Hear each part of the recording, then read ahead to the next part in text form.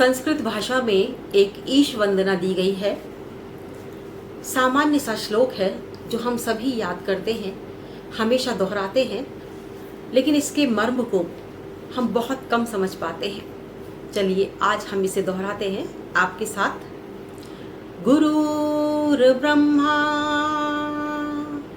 गुरुर्विष्णु गुरुर्देवो महेश्वरा गुरु साक्षात् परम ब्रह्म तस्मै श्री गुरुवे नमः। ये ईश वंदना है और इसमें कहा गया है कि गुरु ब्रह्मा है, गुरु विष्णु है, गुरु ही शिव यानी महेश्वर हैं और गुरु साक्षात परम ब्रह्म हैं। मैं उन श्री गुरु को नमस्कार करता हूँ। कोई भी विद्यार्थी जब ज्ञान प्राप्त करने जाता है तो वो गुरु के सानिध्य में ही रहकर ज्ञान प्राप्त करता है और गुरु के प्रति संपूर्ण समर्पित भाव से वो गुरु की आज्ञा का पालन करता है और वो गुरु की आज्ञा का पालन करता है तभी उसको ज्ञान की प्राप्ति होती है। और गुरु की आज्ञा का वो पालन तब कर पाता है जब वो उसमें ईश्वर की छवि देखता है, ईश्वर के समान ही गुरु को मानता है। तो इस वंदना में भी कहा गया है गुरुर ब्रह्मा, गुरु ब्रह्मा के समान है। जिस प्रकार से ब्रह्मा जन्म देने वाले देवता माने जाते हैं, समस्त प्रकृति का जन्म ब्रह्मा के द्वारा हुआ है, समस्त मनुष्यों का जन्म ब्रह्मा के द्वारा ही हुआ है। तो गुरु भी एक प्रकार से बालक को नव जीवन देते हैं, नया जीवन देते हैं, उसे व्यवहारिक जगत में जीने योग्य बनाते हैं। तो एक नया जीवन होता है जब वो घर के वातावरण से निकलकर एक गुरुकुल के वातावरण में जाता है और एक नया जीवन जीता है, गुरु की आज्ञा का पालन करता है। इसीलिए कहा गया है गुरुर ब्रह्मा। आगे कहते हैं गुरुर विष्णु। विष्णु जो देवता हैं वो पालन के देवता हैं, यानी सभी का पालन पोषण करते हैं। तो गुरु भी ऐसा ज्ञान देता है जिससे बालक आगे भविष्य में चलकर अपना पालन पोषण करता है, व्यवसाय चुनता है, व्यवसाय में आगे बढ़ता है और अपने परिवार को पालता है और उस कला को सीखता है, परिवार को पालने की कला को भी सीखता है, व्यवहारिक ज्ञान भी सीखता है।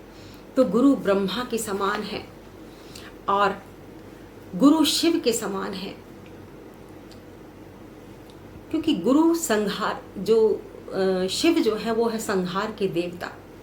तो बालक को हर प्रकार का ज्ञान गुरु से मिलता है, प्रारंभ से लेकर अंत तक।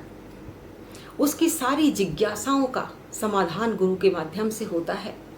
वो कहाँ से आया, कहाँ जाएगा, सृष्टि क्या है, बहुत सारे प्रश्न, बहुत सारी जिज्ञासाएं जो बालक के मन में उठती हैं, उन सभी का समाधान एक योगी की तरह गुरु ही करते हैं और उसकी शंकाओं को शांत करते हैं, उसकी जिज्ञासाओं को शांत करते हैं। इसके बाद कहते हैं गुरु साक्षात परम ब्रह्म। गुरु साक्षात परम ब्रह्म है। अब परम ब्रह्म की संकल्पना को यहाँ पर हम समझेंगे कि ब्रह्मा और ब्रह्म में क्या अंतर है। ऊपर कहा गया है गुरुर ब्रह्मा और नीचे कहते हैं कि गुरु साक्षात परम ब्रह्म। तो ब्रह्म और ब्रह्मा दोनों में बहुत अंतर है। ब्रह्मा देवता हैं जिन्होंने मनुष्य को जन्म दिया, जो हमारे जन्म के कारक हैं और जिन्हें हम एक स्वरूप में जानते हैं। लेकिन ब्रह्म वो सर्वोच्च शक्ति है, वो सर्वोच्च सत्ता है जो संपूर्ण सृष्टि के कारक हैं। और ब्रह्मा जिनका स्वरूप है और ब्रह्म जिनका कोई स्वरूप नहीं, जो आदि हैं, अनंत हैं, निराकार हैं, ऐसे हैं ब्रह्म। ब्रह्म एक तत्व के रूप में आप मान सकते हैं, एक प्राण के रूप में हमारे अंदर भी ब्रह्म तत्व मौजूद रहता है। संपूर्ण सृष्टि में, चेतन जगत में हम ब्रह्म की सत्ता को स्वीकार करते हैं, लेकिन ब्रह्म को हम साकार रूप में देवताओं के रूप में जानते हैं, वो साकार नहीं है। ब्रह्म साकार नहीं है और ब्रह्मा साकार स्वरूप है। तो ब्रह्म और ब्रह्मा में यही अंतर है। ब्रह्म की सत्ता को प्रत्येक धर्म के लोग, प्रत्येक जाति के लोग, प्रत्येक वर्ग का व्यक्ति ब्रह्म की सत्ता को स्वीकार करता है। लेकिन ब्रह्मा, विष्णु, महेश ये हमारे देवताओं के रूप में पूजे जाते हैं। सर्वोच्च शक्ति, सर्वोच्च देवताओं के रूप में पूजे जाते हैं। तो आपको अब पता चल गया कि ब्रह्मा और ब्रह्म में क्या अंतर है। एक बार फिर से सुन ले। ब्रह्मा सृजन के देवता हैं, जिन्हें हम साकार रूप में देखते हैं, मानते हैं और पूजते हैं। इसके विपरीत ब्रह्म एक तत्व के रूप में, एक ऐसी सत्ता के रूप में संपूर्ण जगत में व्याप्त है। वो सत्ता है ब्रह्म की सत्ता, जो आदि है, अनादि है, अनंत है, जो सब कुछ जानता है, सब जगह विद्यमान रहता है, जो कण कण में व्याप्त होते हुए भी नहीं है और नहीं होते हुए भी है।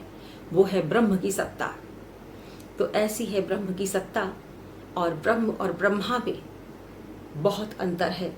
तो जब भी हम ब्रह्म और ब्रह्मा का प्रयोग करें तो इस अर्थ को जानते हुए ही करें। तो ये थी ईश वंदना।